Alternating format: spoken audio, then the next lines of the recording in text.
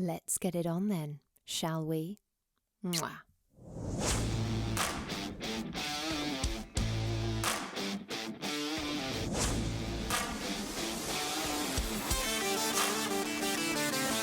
Welcome to Sex on the Peach, your weekly hump day dose of everyone's favourite untalked about topic, sex. Let's get honest, let's get open, let's get comfortable, and let's get into this week's show. Hello.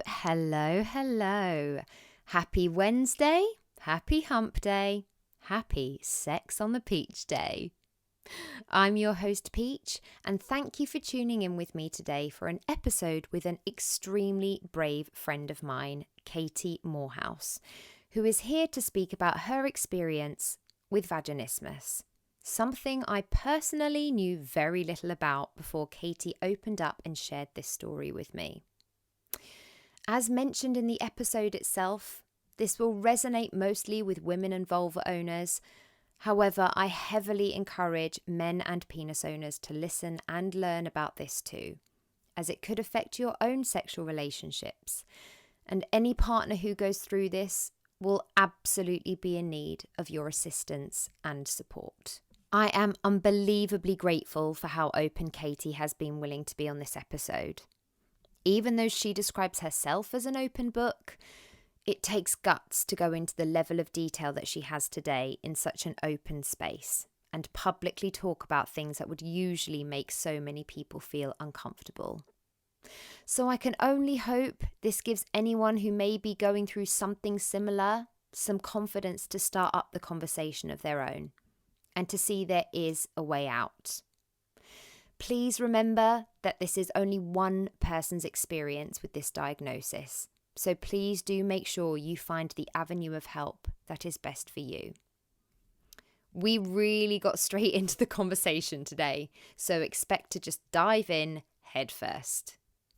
This episode also contains potentially the most traumatic tampon story I've ever heard, discussions about the blurred lines of consent.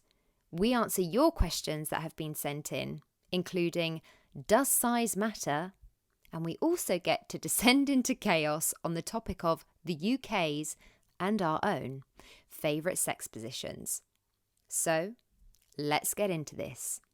Here is Vagi-Nah.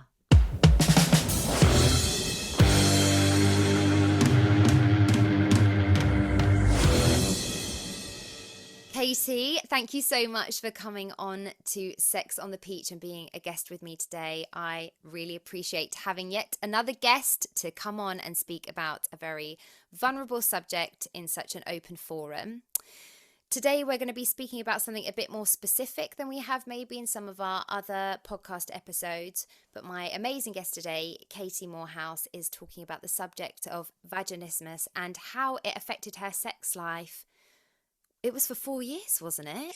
Yeah, so I guess I always say it was 4 years, but actually if I really think about it, it has sort of affected me ever since I've started having sex. Mm-hmm.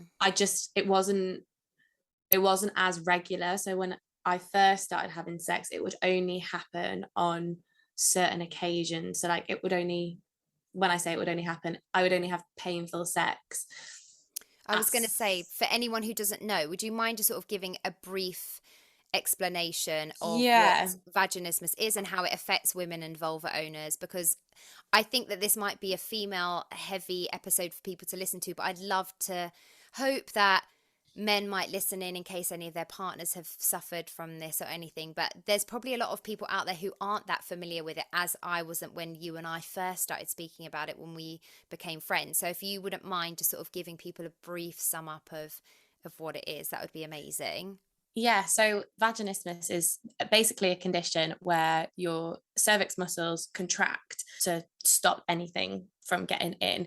So it's kind of like a defense mechanism, I guess. It is more common in people who have had like sexual trauma. So, if anyone's been raped, sexually assaulted, like sometimes you can get it after childbirth as well. I haven't had like really any of those particular instances. Sure. What mine was what I ended up discovering was multiple instances of kind of trauma to that area. Right. ended up creating this idea mainly in my head. So mine stemmed from my head. Again, it's so different for every person that has it. Mine was very much in my head. So it was sort of like my brain was controlling that area of me. Right. And so because I'd gone through so much trauma, it was almost like my vagina saying, nope, not anymore. You're not coming in here.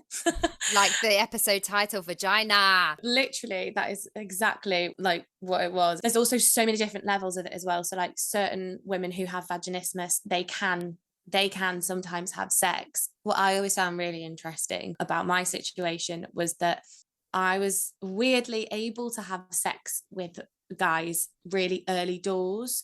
It did hurt. It was painful, especially from like diagnosis. So like for that 4 solid years that I had it, it was basically every single time I had sex, it hurt. But, you know, at early doors, I was sort of able to have sex with men. And I think weirdly, and this is like sort of a topic in itself, and like it's really fucked up, but in my head, I think my brain was saying, oh no, you have to have sex to be able to like develop a relationship with this person. And so for that time period where it was like kind of like the courtship period, I would like be able to do it to a certain extent. It would fucking kill to the point where like, I mean, sometimes during sex I'd cry, and it was it was always like really weird for me, because it was like a movie moment where, you know, just like the singular tear just like rolls down the eye. I don't know why we're laughing, because it sounds truly awful. Honestly, I think with me, I think if I don't laugh about it, I'll cry. But I always just think it sounds like so dramatic for me to like, just when I say it out loud, to have like this one singular tear. But it used to be like that because it wasn't. Again, I would hold back because I'd be with a new sexual partner, and I'd be having sex, and I was like, I don't want them to think that they're making me cry. So I would just hold it in, and then I'd go to the toilet afterwards, and I honestly, I can't even begin to describe the pain.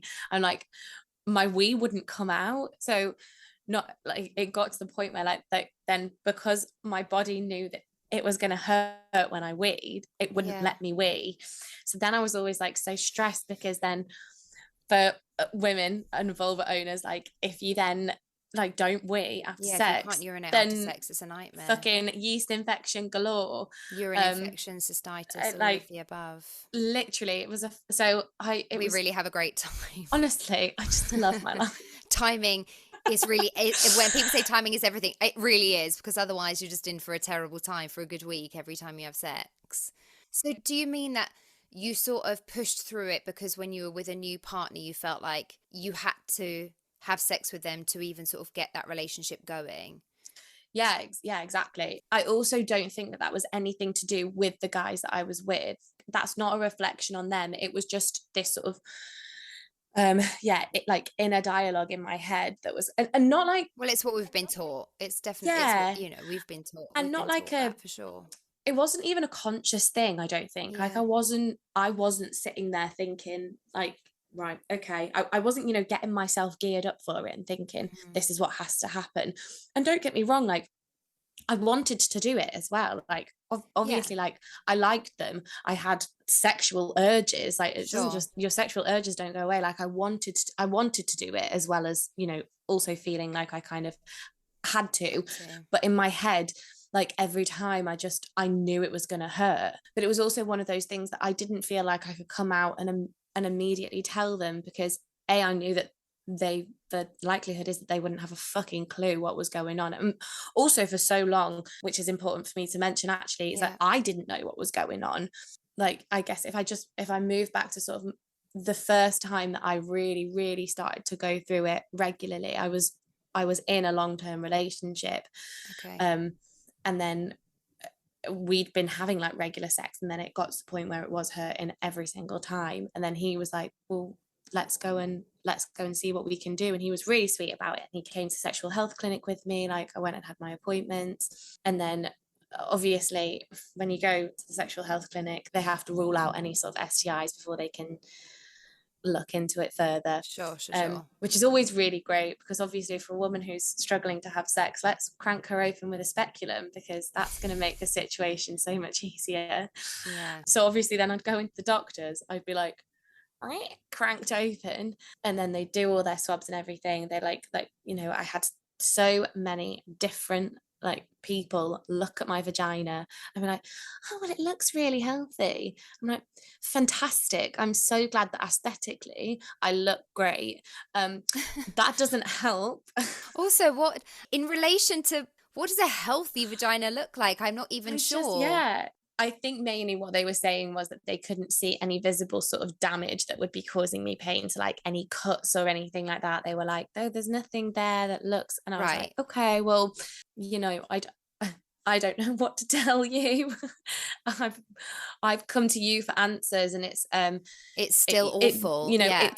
it took me nearly 3 years to get an actual diagnosis of what I had wrong with me, going to multiple different clinics in multiple different places, you know, and I think I ended up going to like an actual gynecologist in the hospital, which again is like, I mean, God love the NHS, but Mm-hmm. it's hard to get in to see a gynecologist. That is not an easy appointment to land. Yes. So Takes a obviously long I time. had to go through that process. I had to go through the waiting process, and then I eventually managed to get in, and then they were like, right, okay, yeah, no, this sounds like you've got vaginismus. I was like, great, okay, fantastic. Where do we Finally, I go? have a Where do we go title. from here? I can Um, Google it. yeah, well, exactly. And then, but then this was Go down the Google hole. then the other part about it was, you know, that was sort of the diagnosis I was given. And then I wasn't really instilled with that much hope then when they started to say, right, so these are your options. Because they were like, right, so we'll put you into physiotherapy. I was thinking, physiotherapy? What? I can get physiotherapy for my vagina. But I thought, do you know Gosh, what? okay. Don't knock it. Who knew? Not me. Whatever. Yeah, like honestly, I was I'll like, at this take point, it. I'll take whatever I can fucking get. So I went to go and see the physiotherapist. Previous to this, I had been given some plastic dilators. I was given these ones free from the NHS, but they were like absolutely horrendous. Can I just check? Is this to try and stretch you out a bit? Is that the point of them? Yeah, so Okay. the point of them is to relax the muscles. Okay. And get used to having things in there. Because I mean, we're speaking from a sexual point of view, but I'm presuming even things like Tampons. being on your I was going to say being on your period and having to put tampons, it surely must have related to everything. Oh, obviously going, to be fair, I've got a question about that which I'll bring up later, but even going to a doctor's and having a pap smear or anything like that, just sort of, it's not pure, it doesn't only affect your life in a sexual way, because No. I know that men and penis owners would like to believe that's the only thing we're putting up there, but it ain't. We've got a lot of other things we've got to put up there over the course of our lives. So, you know, it affects your life like beyond even just a sexual perspective. The contraceptive pill that I was on stopped my periods anyway, so Okay. I didn't actually have to worry about that massively. Yeah. Yeah, so the point of the dilators, that's kind of the first step that they put you on Okay. when trying to sort of help you out. I got given this set of 4 free from the NHS, but they were like plastic and really hard. Not really Like, what you want to be putting up there anyway. not what I want to be putting up there. They were, you know, the smallest size, like it's small, but then the idea is that you then you do pelvic floor muscles, you like contract and release and contract release, and the whole point is that it's meant to kind of like loosen off the muscles. But when I tell you how strong my vagina muscles are, like it's just an actual joke, because really, like, I get the dilator thing, I do get it, but also if my vagina can contract so hard that as a man thrusts his entire body inside me and is struggling to break that barrier, I'm sorry, but me practicing my pelvic floor muscles. The plastic dilators weren't cutting it, is what we're saying. No, I mean, and they were they were so hard. I remember I was in 3rd year, and I got a new wardrobe from IKEA, and I didn't have a hammer at the time. I used the end of my dilator to hammer my wardrobe together. This is how hard they were. They were that hard that I could use it as a fucking hammer. Oh So my gosh. I can't believe they're giving those out. The thing is, this concerns me so much because I do think, I mean, I have to say, actually, the NHS have been amazing. I've had sort of problems with abnormal cells and all of the things that come with that. And I've had, a lot of experience in terms of smears and colposcopies and biopsies. And I appreciate all of that. And I think that they are now on top of that with women's sexual health, and they follow up with it very quickly. But when you tell me things like this, and I don't obviously necessarily think it's the NHS, I just think it's the way that medicine is moving. And obviously, as I've mentioned before, the clitoris wasn't even in the medical dictionary for huge periods of time throughout history. Yeah. And that only shows us how little attention has been paid to women's sexuality and their sexual health. And I think that even though we are hopefully trying to make strides, when you tell me things like there's something you can use as a hammer and that's what you are being given to try and essentially mend your vagina, it really concerns me that we are still not really making women's sexual health the priority. And I hate to say this, and I don't want to generalize, but I can't help but feel, and we know, I've mentioned it many times, this is an inclusive podcast. I want men and penis owners to be a massive part of the conversation, but that means being honest about statistics and like the way that the world has worked in favor of one sex over another. And I can't help but feel that if a man or penis owner goes to the doctor and has a sexual issue such as erectile dysfunction, immediate measures are put into place to try and make sure that person can get their sex life back on track. And what frustrates me is when I hear you speak about your experience at this point, it's like getting a sex life back on track for a young woman and vulva owner just doesn't seem to be a priority. And it's as natural for us as it is for them. We all deserve to be having good sex lives, especially, when we're young in our 20s, we're figuring it out. They're important years, and I can't help but feel that way. And it just feels frustrating to hear that you had that experience, because I can't imagine they'd be giving men plastic hammers to put anywhere. Well, yeah, I mean, that is genuinely, and I don't think it's definitely not an NHS thing. I think it's a medical thing in general.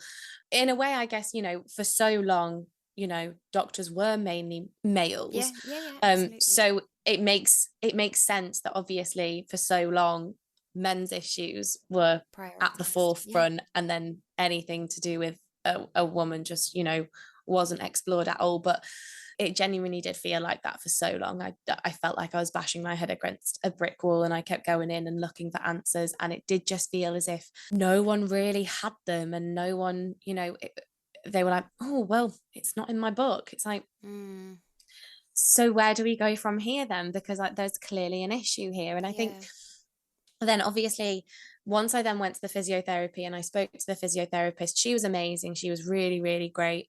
And like I then bought some silicone dilators, which was so much nicer. And she did some really great work with me. So like the things that she would do, she, for the first like 2 sessions, she didn't even go into my vagina. Like she literally, we were working on, because the thing is as well is that the whole area, because I'd gone through so much, literally started to clamp. So like my legs, if anyone would like go near that area, my thigh muscles would immediately tense up, and they would just sort of like shoot together.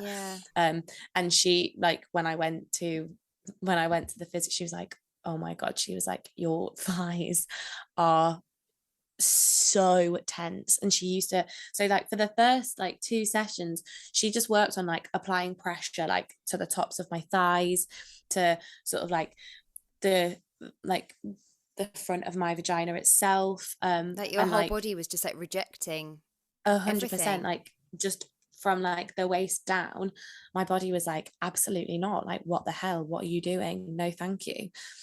It was it was so hard. It was really, really hard.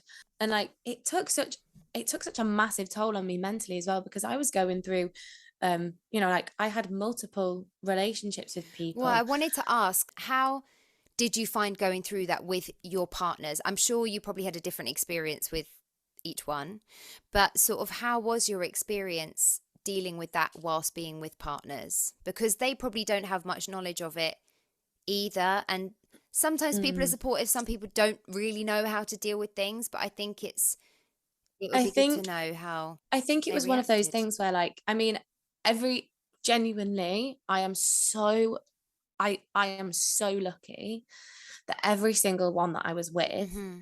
genuinely was so supportive. I Okay. was never pressured by any of them. They never put pressure on me at all.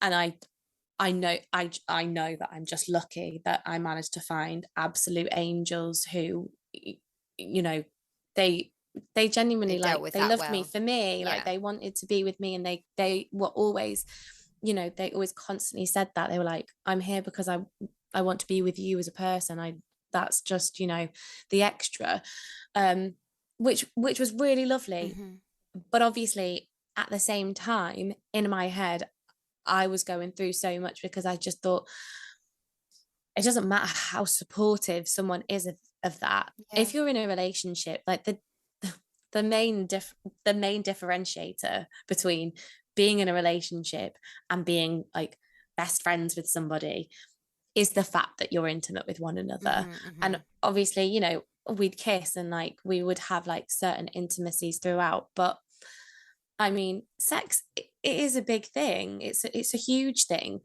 It like it when you have sex with someone, it releases hormones Yeah, it's a into your scientific thing, system of course. that creates this feeling within someone.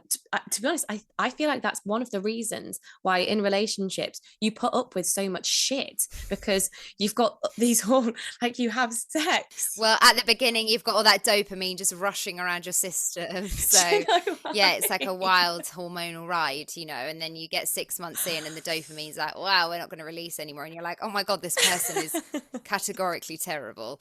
I think the thing was, as well, for me, like, the hardest part was that I felt broken. And that was just something that I kept constantly sort of saying to myself. And I remember the amount of times that I cried to my mom, like, down the phone. I was just like, I'm just so broken. I was like, I used to walk down the street and I used to see other women, and I used to walk past them and think about them having sex. Like, I used to walk past and be like, bet she can do it, bet Wow. she can do it, bet she can do it, bet she's having a great time. It was constantly in my mind, like, even when there was, Yeah. I could just be doing that. I could just be walking down the street on my own, and it would come into my head, and I would think, I'm so shit that I can't do that. Like, what's wrong with me? And it I think as well, it went on for so long, 4 years of, like, not really having sex at all. Like, and if I did, it was, like I said, early doors. And then the second that I opened up and said, this is what's wrong with me, this is my situation, all of a sudden that sort of gave my body the approval to be like, right, we can go into shutdown Yeah. mode now, lads, because she's done it, she's told them. So it was then that Of course. Of I course. just I hated it. I hated Yeah. it so much, and I couldn't see the finish line. I genuinely, I couldn't Yeah. see a day when I wasn't going to be like that. I just thought, it's never going to happen.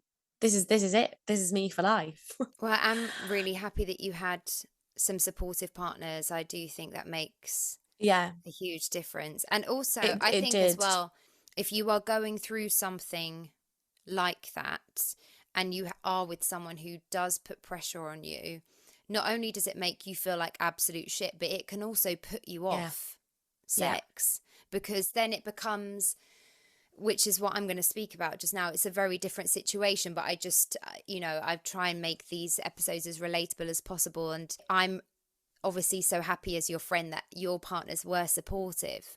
mm, And obviously there might be people out there who may not have been as fortunate in that. I've never been through vaginismus, but I've been fairly open on it over the years on my social media. Definitely had my battles with cancerous cells and all of that stuff going on. And I did go through a short phase with a partner who We had a very high active sex life, and I went through this period of time where the doctors thought I potentially had some cancerous cysts on my ovaries. They basically thought I might have ovarian cancer, and I was in for loads of checks, and I was getting poked prodded to the nth degree, and always having things up there and having scans and all this nonsense. And they said, oh, you can't have sex or put in a tampon for, I think it might have been 6 weeks or something like that. That is shattering to me. You know, we're both open about the fact we're sexual people. We like having sex. So like any amount of time when you say sex is off the table, that's not the best. No. And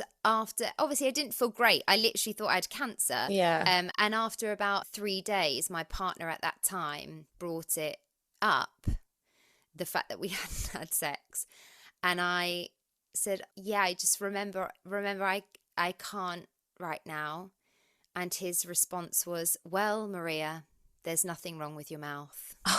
And I mean, bear in mind, I'll be open about it.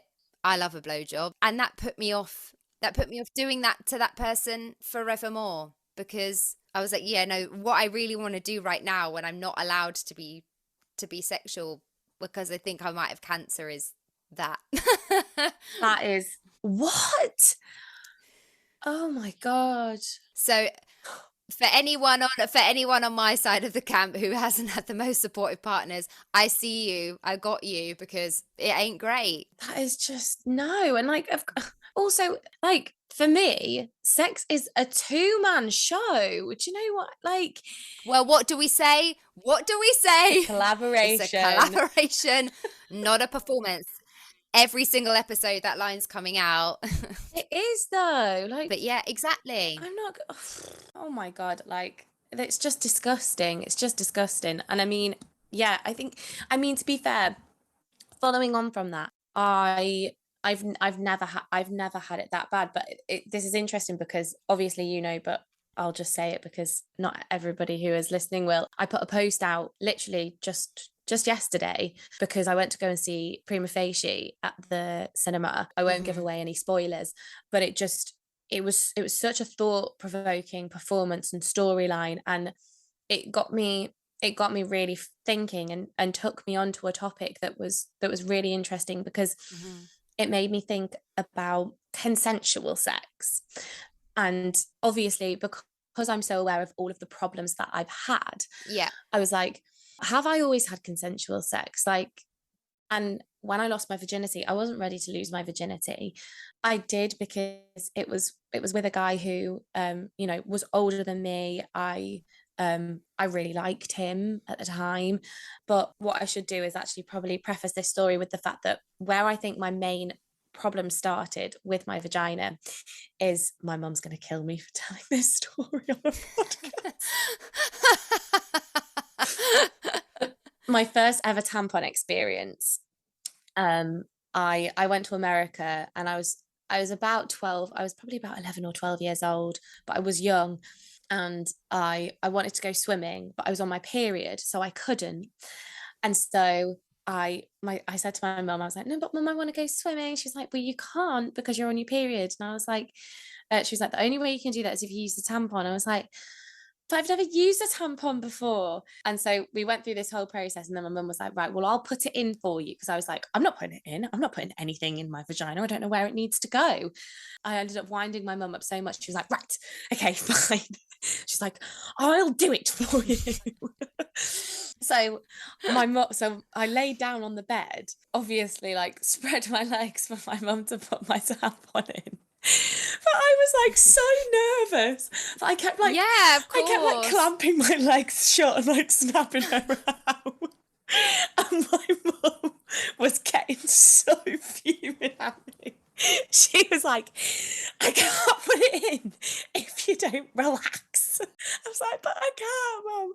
She's like, well, then you can't go swimming. I was like, but I really want to. It was like just this constant like brat syndrome from me, like really wanting to go swimming, but also not wanting to have to go through this ordeal. Hating the tampon life. And so anyway, it eventually, God knows how, but she eventually managed to get it in. And then obviously, because I'd kept like clamping my legs shut, I wasn't fully relaxed. It didn't go in properly. So I remember like walking down the corridor. Must have been walking like I'd shat myself, like doing this weird walk because the tampon was like half in, half out. And then obviously, Oh, there's nothing worse than when it bends in half. and then, as you know, when you go in water, it then expands. So obviously, like it was halfway in, then it started to expand. It was when it came to taking it out, which was the worst part in the world. I mean, taking a tampon out isn't a pleasant experience, no matter how many times you use tampons. It is literally the worst. Yeah, no, it's horrible. And I was sat on the toilet trying to battle this tampon and take it out. Like it was so stuck in there. It was so wedged in there, and I kept like pulling it. I was like, my mum was like, she was like, you just gotta yank it, Katie. I was like, I can't. And then we had this whole process where I was like, you're gonna have to do it for me. She was like, I draw the line. She was like, She's like, I'm not getting involved again. You have to take it. I'm not doing that. She was like, you have to take it out yourself. Me sitting there all naive, having absolutely no idea. I was like, can I not just squeeze it out? She was like, no, you have to pull. I did eventually manage to get it out. You'll all be pleased to hear. It's still there. It's still there. But then obviously like in the car, like it was such an ordeal that we ended up like talking about it as we were on our way to the restaurant. And I was like, well, I'm never wearing one of them again. And then my mum was sort of like, but Katie, how are you going to have a baby? I was like, it comes out of that hole. She was like, yeah. I was like, well, I'll just get it cut out for me. She was like, how are you going to make the baby? I was like, that doesn't happen in the same hole as well, does it? She was like, yeah. And it was that like that was my birds and the bees conversation. From that point onwards, like that was why I was so scared to lose my virginity. Yeah, of course. Because of that initial experience, I had this thought process that I was like, no way is that happening for me. And so like for so long, like I just didn't. So like with my first ever boyfriend, like we used to do everything else. I used to do everything to him. Nothing would ever go inside me, like not even fingers. I was not having it. Funnily enough, even when I started to have sex, I was still really funny about fingers, and I don't really know what that was about. But it was just, yeah, it was really strange. And then following on from that, like about the support thing, like I think I've gone off on a massive tangent now, and that probably makes no sense, but like I went to go and watch Prima Facie. That like set me off on this thought process of like, has the sex I've had always been consensual? And like when I first lost my virginity, like it wasn't. And it's weird because I do remember saying no, but he'd sort of like he made it out to be like, don't worry, it's going to be okay. And I get that because he knew I was scared, and so okay, it doesn't I can't sit here and say like, oh, well, I didn't consent, so it was rape, because it doesn't feel like that either. And like it's really strange, and I just think that is something that affected then my journey into like vaginismus, because of the fact that I didn't feel ready for that first experience. Sure. In a way, I'm glad it happened, because I also then don't know, like, if it hadn't happened, how long it would have taken me to get to that point.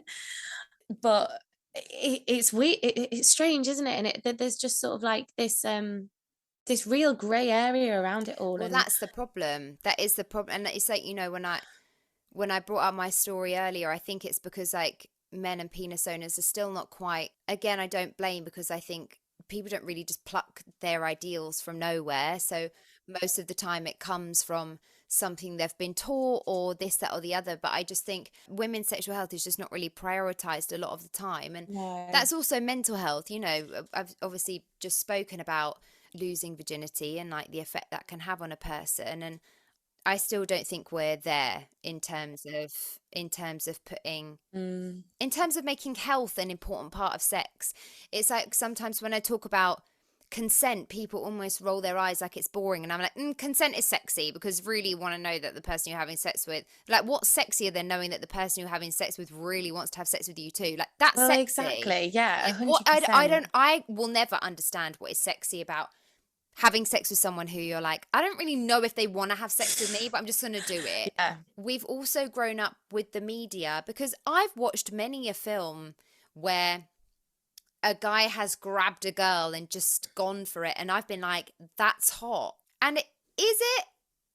And even now I have to like battle with that. It's really bizarre, and it is like, it's a topic that it just doesn't get discussed. And it's funny because after I'd sort of said what I'd said about it on my post, I had so many people come to me and say like they feel like exactly the same thing. You know, they don't feel like they've gone through anything like Yeah. as traumatic as rape, but then there's also been times, you know, like when they don't want it, or like when you're so drunk, then sex happens and it's like you're half asleep, but then someone's trying to like put it on you, and you're like you're kind of sort of reciprocating, but are you properly? Like, it's, I just think sex education in general, there is so much that needs to be discussed. There's no discussions of like, it's a really lovely like bonding thing to do with someone that you're with. Like, it can be really enjoyable. Like, you know, there's so many different types of sex that you can It's have. a vast topic, but also like we're talking about something that is as natural as eating and sleeping, which people do every day and are happy to talk about. And I've digressed a little, but as we were saying, like, you know, people treat conversations about consent like it's boring. People sort of treat like genuine conversation and communication about sex like it's boring, because Yeah. and I say to people obviously a lot, I mean, listen, we know I'm not a qualified sex therapist yet, but sometimes I feel like one, the amount of people who come to me for advice, which is obviously fine. I'm happy to speak to anyone about sex. I love it. If I didn't, I wouldn't be taking the path I am. Yeah. But my first question to people always is, have you communicated it? Have you had a conversation about it? And people still feel like, I mean, conversations can be really uncomfortable, but Yeah. sometimes people react like communication and communicating about sex is boring. And people think that health within sex is boring. And people think that safety within sex is boring. When Yeah. actually, all of these things put together, if you are communicating about consent and health and Yeah. safety and having conversations about what you want, you're going to breed a really good, healthy sex life, because everything is in place. 100%. The people who I have had like the best sex with have been the people who I am like in full communication with.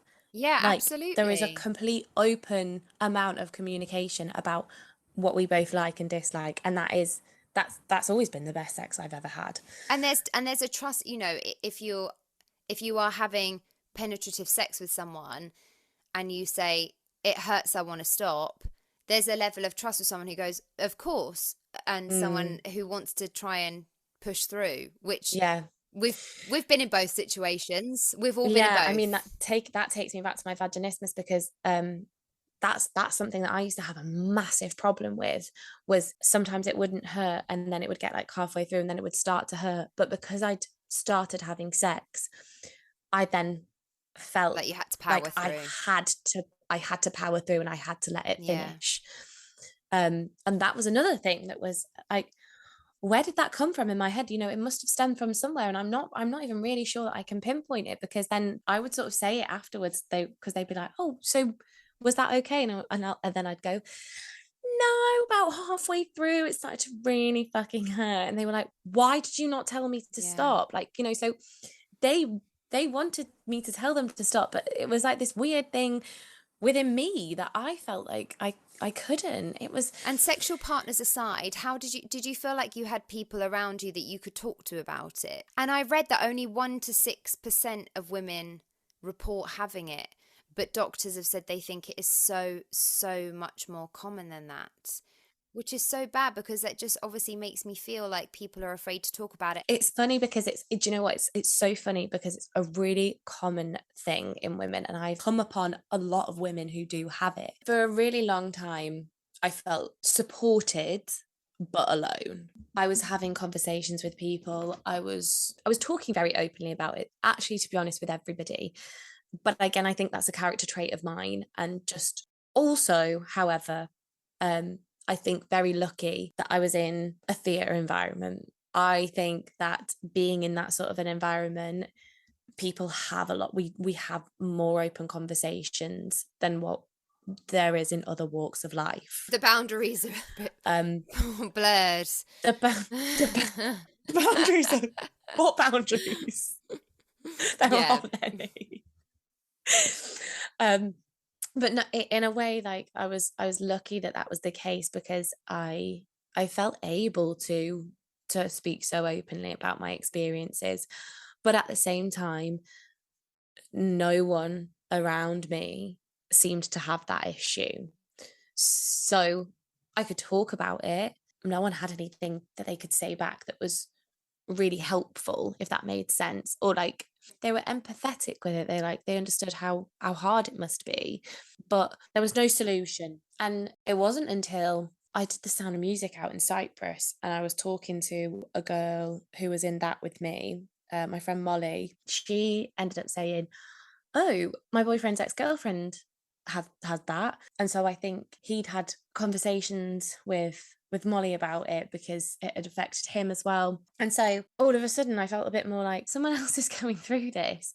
And like, even though I wasn't talking specifically to her, she had a load of answers for me. She had a load of like, there was a Vaginismus network that I could join. Like there were all these different things. And that kind of propelled me to be like, oh, okay, other people have this, and they've absolutely recovered from it. I'm not alone, and they've moved on. And because that's all you really wanted to know. Yeah, exactly. That's all we all really want to know. And I mean, it's literally the main reasons this podcast exists, because everything we talk about, I just want people to know they're not alone, especially when you are going through something like that at such a young age that's affecting such a huge part of your life. It is such a comfort to know that you're not alone and that other people are going through a similar thing. Of course, that makes a difference. And I really hope, obviously, that the people who have written in today, whatever part of their vaginismus journey they are currently at, I really hope that it helps for them to see that someone has come through the other side of it. Yeah. And is now having a positive, open sexual experience, and for want of a better term, living their best sexual life. I am definitely doing that.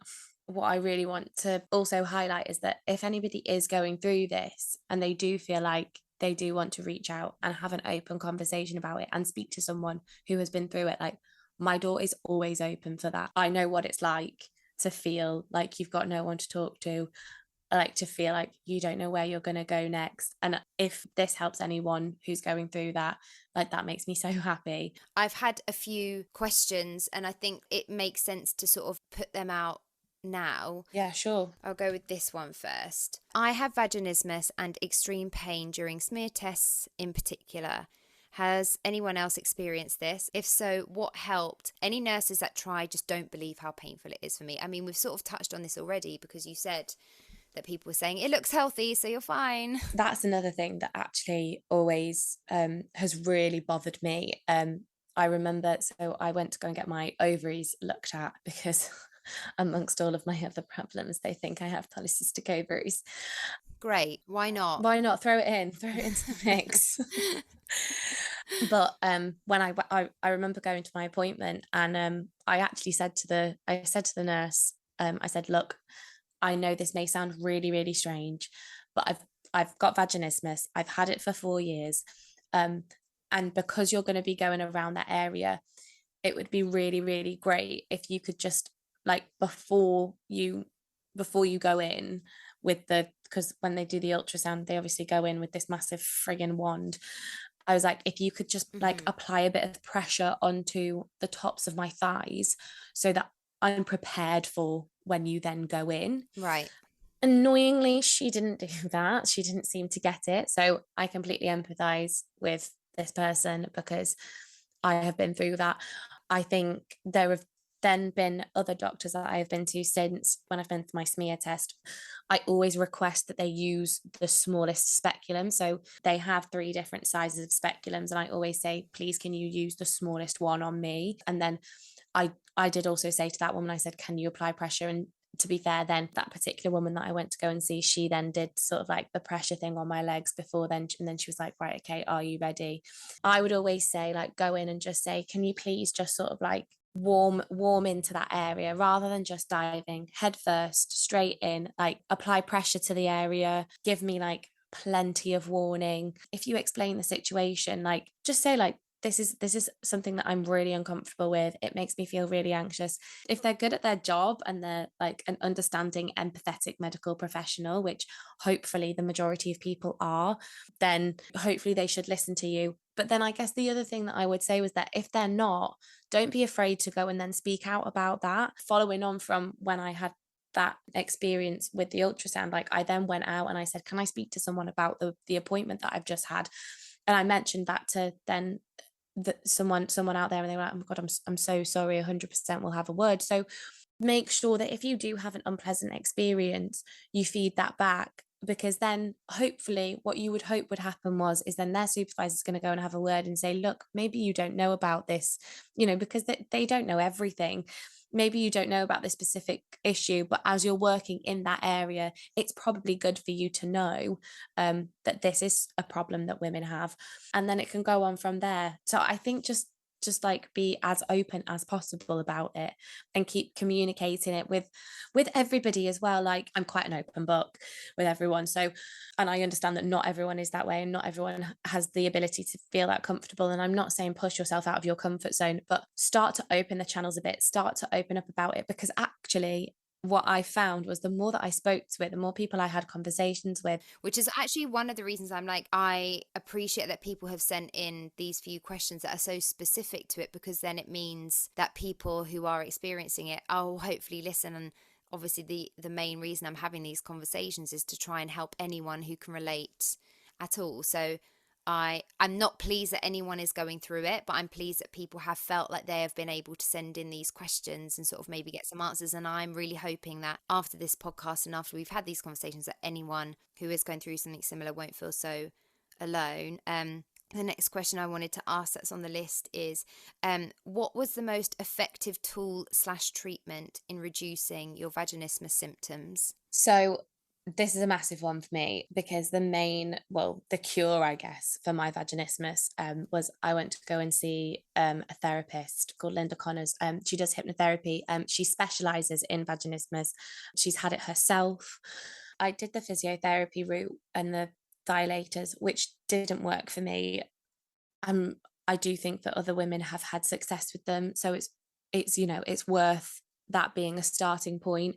For me, I think I'd been going through it for so long that it was so ingrained within me. It was such a subconscious thing for me that me training my muscles wasn't going to help. My muscles had very much solidified the decision that they were going to make with regards to anything coming in me, and it was not going to happen. Yeah. So it was the hypnotherapy that I went through with her, which, I mean, it completely cured me. I don't really know what I expected. I really, really hoped it would. I was desperate for it to work. But, at that point, I was just like, well, we'll just see how it goes. And the funny thing is that it wasn't even like all of the conversations were constantly about sex and centered around sex. Like, they absolutely weren't. In fact, I think very few of the conversations that I had with her in that room were explicitly to do with sex and the sex that I was having. It was more general life and finding out like what the journey was. And I was in a relationship at the time, and I'd been in a relationship, it'd been like the longest relationship I'd ever had. And it was kind of my relationship with him that really propelled me into getting fixed, because I really enjoyed the relationship. Like we got on really well, like we were really happy together, and that was kind of like the one thing that was really missing. But it was quite unfortunate, because I think we had gotten to a point in that relationship then where he just didn't feel comfortable making the move on me, and likewise I hadn't been in that headspace for a long time, so it wasn't like then I could put myself out there either.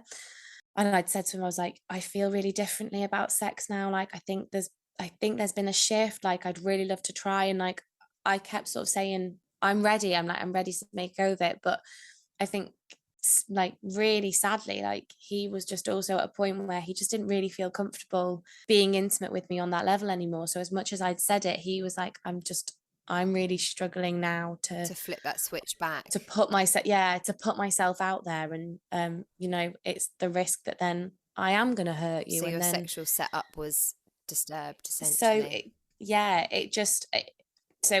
it wasn't like it wasn't even with him then that I was able to be intimate with. It was actually with the next guy that I was with. But I mean, that in itself was like really, from the beginning, like before I'd even explored the idea of having sex Yeah. with my new partner, I'd said, this is my situation. I think that something has changed within me because I'm feeling a different way towards sex now, but I can't be certain. And I mean, I had sex with him and it wasn't completely pain-free. It was only a little bit painful when I went to the toilet afterwards. Mm-hmm. And normally, like, the sex would be unbearable, but the sex was like, oh my fucking God, yes. I was You're like, like, oh my God, I'm having and sex it's good. for the first time. It was like revolutionary. I was like, this is amazing. And do you feel like that was the real start of your sexual journey? Yeah, 100%. Like that was the new version of me. So you would recommend therapy? For me personally, the best thing that worked was therapy. Okay. And that is what I would recommend. It depends if you have any idea where your vaginismus issues stem from. Mm-hmm. I don't know, you know, and if they're fairly new, like it might be the case that the dilators work. Sure. I do know there are two other options. So obviously when I was doing a lot of my research, there are two other options. So you can get Botox in that area. Wow. Yeah, you can get Botox injections, which relax the muscles. I've never been through that, so I can't speak from experience. However, I have heard that they're really good. And then I think last case scenario is surgery, but I think you would probably want to go through all of the other options before you got there. Because that just sounds like a lot to go through. Okay, that's really so the last specific question I have on vaginismus is, can you explain where you are currently at with your vaginismus and what you do to be in control of it? So yeah, I mean, don't get me wrong, I do still have painful sex from time to time. Is it sort of one of those things that sort of goes, or as in you have like little flare-ups of it? I have little flare-ups of it, yeah. Right, okay. To be honest, it tends to be if I'm about to go through like a period of getting thrush, which is quite common for me. So are they closely related? I actually don't know the answer to that question. Maybe I think that might just be your personal. It is for me, Sure. because one of my traumas that I experienced was the fact that I had a really bad case of thrush. This is a lot.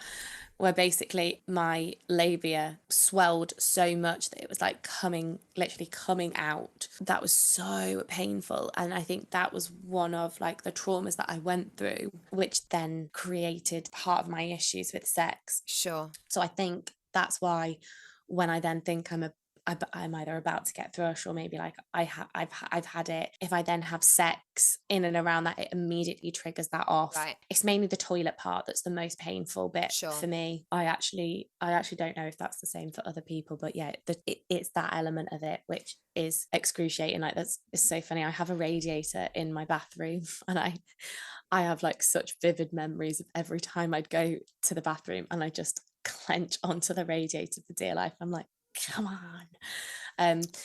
Gosh.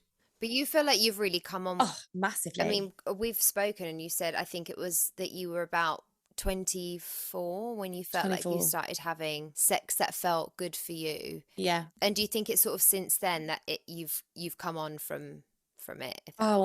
Like massively. I was quite depressed over lockdown, and so then my sex drive was like, plummeted. Or if I'm not like completely wet, so like I'm a huge fan of lube. Oh, listen, massive advocate for lube. Hella. Massive. I can't believe how many people don't use it. I'm like, just get it involved. You can get so many lubes. I've got it out before, and like a guy's been like, "Oh, I don't think we need that." It's not I'm the like, point. It's not about needing it. It's not about needing it, babes. It's about wanting it. Yeah, absolutely. Get it involved. I think sometimes men and penis owners can take that as like an insult. Yeah, please don't. And it's not. It's the same with toys, all. Isn't it? It's taken as an insult. They are your teammates, my friends. They are all that lube, all the toys. We're all friends. We are all friends. We are all doing this together. One happy family. One happy pleasure-giving family. Yeah. Oh my God. That's what we want. That is exactly what we want. So I think also the most important part for me when I'm having sex is that I really need to be like hella wet. Yeah. to avoid sort of like any A flare up. flare-ups Sure. whatsoever. But yeah, I mean, do you know what? I'm just going to put it out there. I say this to all my friends anyway, so why not say it to a bunch of people that are potentially never going to met me? I have some aggressive sex now, and I thought that was never, Sure. ever going to be a thing. And like, so, you know, if I can go from literally not wanting sex at all and not, you know, barely even being able to take a tampon to being able to take like an absolute pounding, like there is hope for us all. I know, but the thing is, I know that you say that in jest, but for anyone out there who might be like in the full throes of vaginismus at this point, and where you were at one point thinking there's literally no light at the end of the tunnel, I'm never Yeah. gonna stop feeling like this, it's never not gonna hurt. The fact that you're able to say like, I can now have aggressive sex, or I can now take a pounding, like, I know it sounds silly, but that's a really positive thing for people to hear who probably Yeah. are you, thinking that's never going to happen for me. Honestly, I look back at the journey that I've taken with sex and it's phenomenal. Yeah. It's absolutely phenomenal. And I love sex. Right. I absolutely love it. I also never thought that I would, I never thought that I was one of those girls either. Yeah. So before all of this, I never used to play with myself Sure. because obviously that was an issue in itself. I almost used to feel like physically sick at the thought of playing with myself. Like it made me feel really uncomfortable. Well, I mean, like, we aren't taught, are we, that masturbation is a thing? So, I Yeah. mean, everyone knows. I talk about it all the time. I'm literally one of the biggest advocates for masturbation ever. I love it.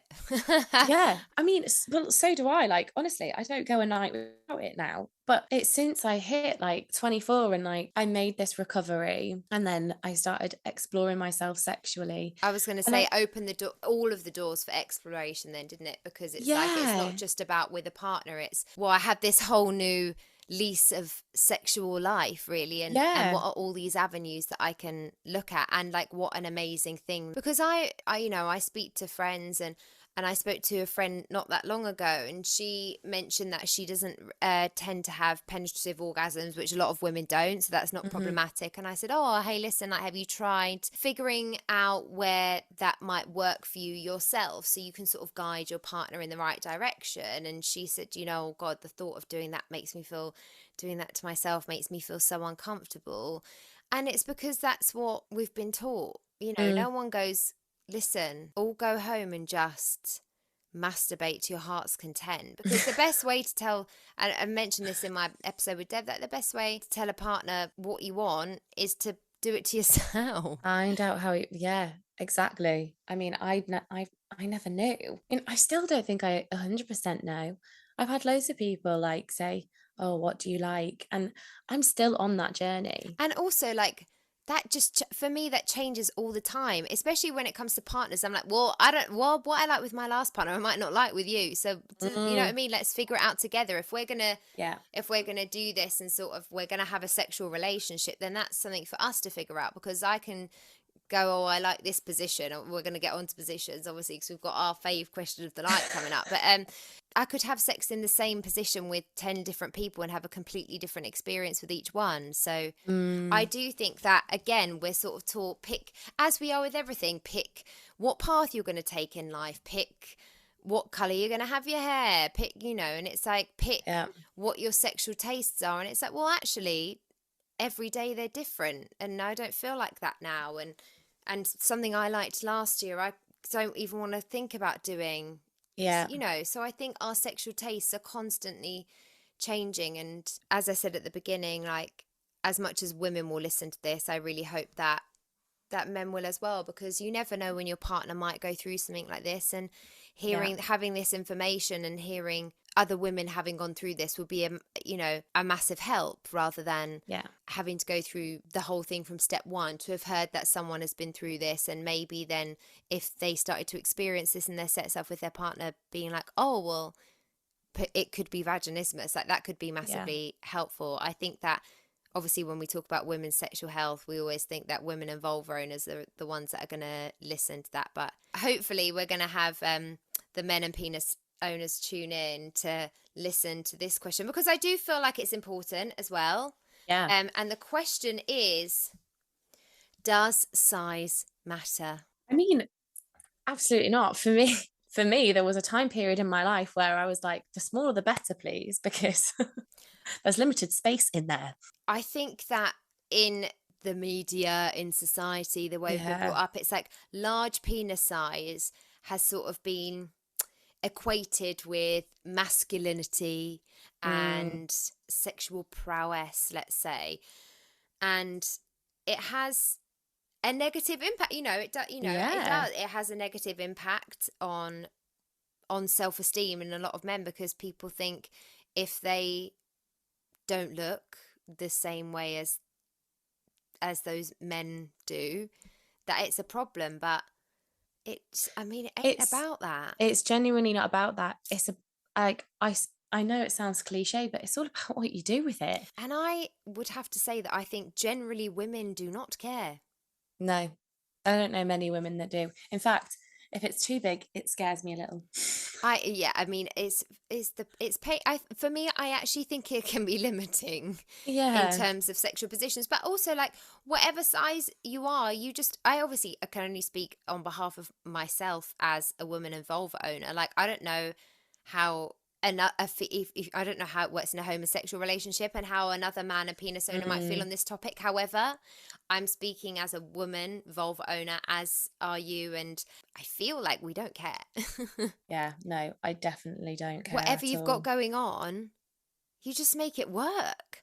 Yeah. And I don't think I've never been in a sexual situation with someone and been like, oh, you know what I mean? Like, if I'm in a sexual situation with someone, that's not what I'm thinking about, because I don't even think I'm I just look. like, what do you mean? Of course you look. What do you mean? I don't look straight away. I think I look on the second time. You're like, I'm actually ignoring it. I can't look directly at it. Isn't that from a film? Like, don't look directly. So it's like Bridesmaids. I think it is, yeah. Don't look directly.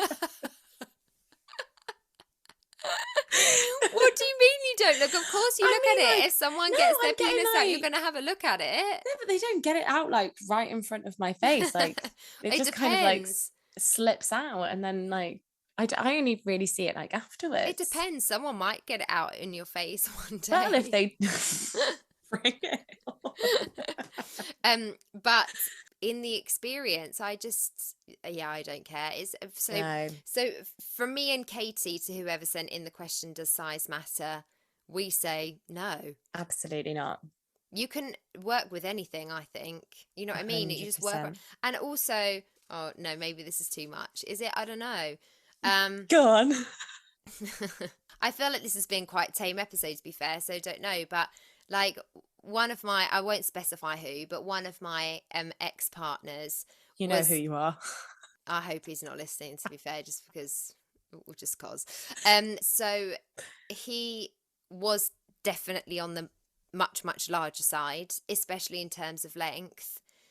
And, well, that thing was never going balls deep. Like, I don't know where you think that's going. And what's ironic is, when men have the body count thing, I mentioned this on my episode last week with Dev as well, about the effect it's going to have on a vulva. Like, don't even get me started. It's nonsense.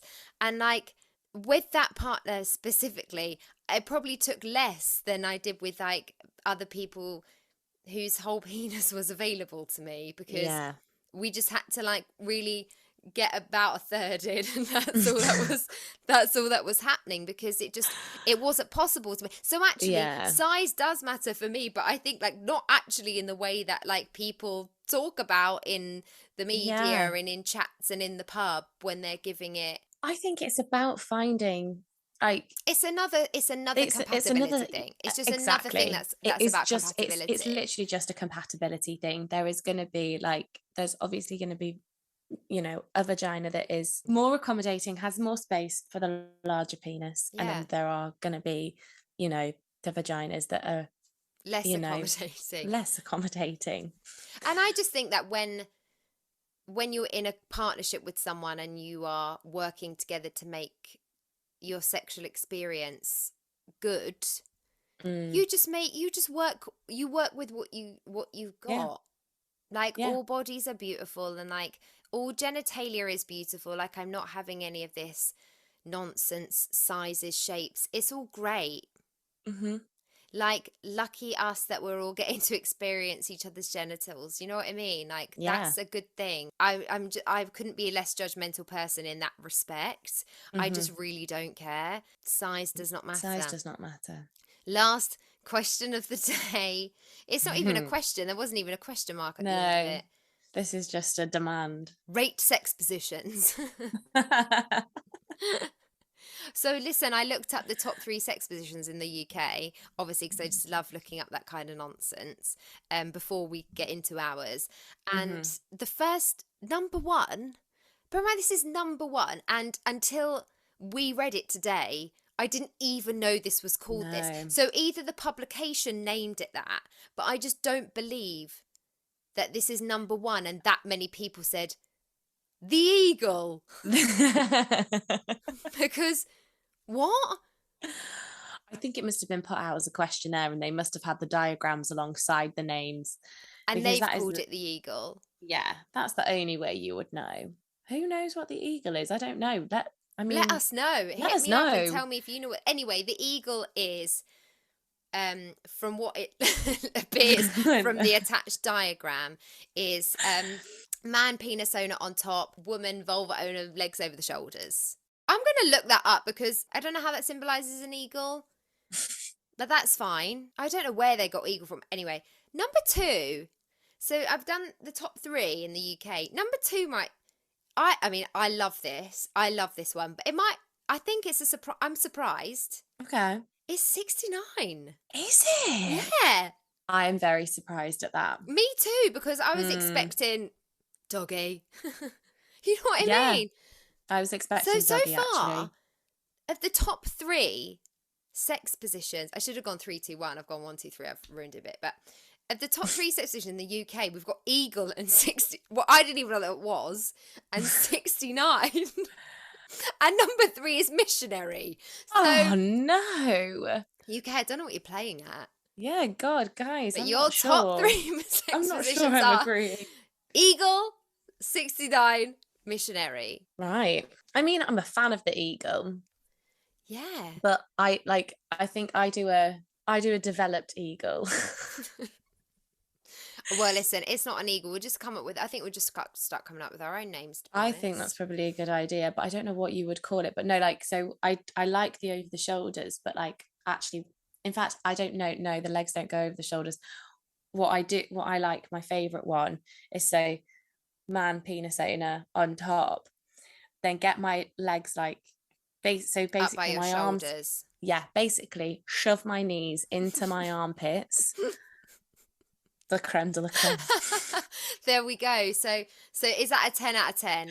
A 10 out of, oh, and a pillow has to be underneath me to like really sort of like get me in the right position. Honestly, it's phenomenal. Lovely. But I mean, listen, I'm enjoying the specifics, because do you know what's really good is when you like have a conversation with someone, you're like, tell me your favorite movie, and they're like, well, I've got like loads of it, and you're like, oh, you're annoying, just pick one. Because I'm the annoying person, and I'm about to be the annoying person, but I really appreciated the definitive. Yeah, it is on my back. Yeah, knees in my armpit. Yeah. Pillow underneath the arse. Pillow underneath, and off you go. Well, I love that. So that is Kate. We'll find a name, but that's Katie's 10 out of 10. Yeah. Listen, for me, it's honestly whatever's with that person in that moment. I'm so annoying. I know. I'm so sorry. I'm sorry, because I'd like to say I like them all. I doubt that's true. I get a lot of people thinking that because I basically spend the majority of my life talking about sex, that I must be into absolutely everything. And when actually I hate anal, don't even think about it. And I hate shower sex. No. Oh, I hate shower sex. I don't mind a bit of like a touchy feel in the shower, but no, let's not finish that. Let's not finish that up in there. I just find the whole thing really UTI annoying. central, isn't it? And it's like, it's rough and it's dry. You can feel it's like it's just a breeding ground for just like absolute fucking nightmares. That's not really a sex position, but It's But not I sex think I thought of that position because I was thinking of like standing, and maybe that's not my favorite. Like maybe that's like a 4 out of 10. But in terms of just sex positions in general, I'm very much like like I said earlier, I could do the same position with 10 different people and have a completely different yeah. experience. So I find it really difficult to rate a position in general. I am just trying to think what my general favorite position would be, but You must have like one I go. think maybe I'm a Surely bit you have like basic. I'm really quite a fan of doggy style. So maybe yeah. maybe that makes me a bit basic, but that's fine. No, I don't think it does. Who's not a fan of doggy? Well, exactly. It's Like basic. my close second though is on my front. Like, and I think actually I think a lot of people don't like this one because I've had conversations. They're like, oh, it's so rubbish. I feel like actually you've told me that you don't like this sex position before. Like on my front with my legs like closed, I actually cross my feet at the bottom as well. No, that's And not then me. We haven't had that conversation. That's quite nice, but is for it me, that's like a cute sex position. Like, like maybe like a Sunday morning. Do you know what I mean? Does that make sense? yeah, exactly though. Like People can that's do my it whenever Sunday they sesh. want. That's just If how I've I not warmed feel. up, if I've not warmed up and I can't go for the knees in the armpits, which For me, I think that's like a doggy's version of like a spoon. yeah. Do you know what I mean? It's just you've turned onto your front. Yeah, it is. So I usually transition into after I've been in doggy. I was gonna say what, and then you like slowly make your way up. So, no, But no. actually you've slowly made your way Slowly down. slide down. You're like, and I'm done. It's like I melt into the bed and just bring them with me. This is where we end. I used to actually be a huge fan of a bit of reverse cowgirl, but I haven't done that for a long time. Yeah, I'll have to what? revisit. I do. I am a fan of reverse cowgirl actually, but then I get a bit nervous that there's something wrong with my face. With your face, you're looking the other way. I know that's yeah, but I feel like, oh, you've put me in reverse cowgirl. Oh, if it's been their suggestion, because you don't want to look at me. See, what I think sometimes as well with doggy, it just like it really allows you to just Lose express your whatever you're feeling in that moment because no one can see. Oh. Okay. love it. Well, there we go. That's did we rate them? Yeah, Not really. I still can't believe that the UK's second favourite sex position is a 69. I love a 69, but at some point you've got to separate off and finish one after the other because it just gets to, it's honestly just like full chaos otherwise. Overwhelming. It's overwhelming. It is literally sensory overload. So someone's got to be like, A lot going on. come on, we'll tag team it. Come on. Oh yeah, no. There we go. So Yeah. we've given our favourite sex positions. I guess that's all we can do. I'm not going to go through the whole Kama Sutra and rate them out of 10, and I hope that's not what was expected of us. And I honestly, I'm just really hoping to God that those top 3 UK ones came as much of a surprise to everyone else as they did to us, because what? Yeah. Eagle. I know. Anyway, I want to say a huge thank you for obviously talking through all of these things with me today. And please, if you wouldn't mind just dropping your socials quickly so that people can follow you. And as you said, in case anyone wants to hit up your DMs and ask any questions about anything we've spoken about today. Yes. My name is @Katie on Instagram. I think it's @Katie Moorhouse on Twitter as well, although I don't really use Twitter. Instagram's more the go-to for me. So we're sticking with Instagram. Yeah. Dreamy. Thank you so much for coming. Thank you for having me. It's a pleasure. No, it's been amazing to speak on such a specific topic, and I really hope that anyone who wrote in or anyone listening feels less alone and feels that they are supported, and that there is a community here. Even though I haven't experienced it myself, obviously my door is always open to talk about anything sex or sexual health related. So hit me up at any point, and amazing work from Katie today, and feel free to tune in next week for another episode of Sex on the Beach.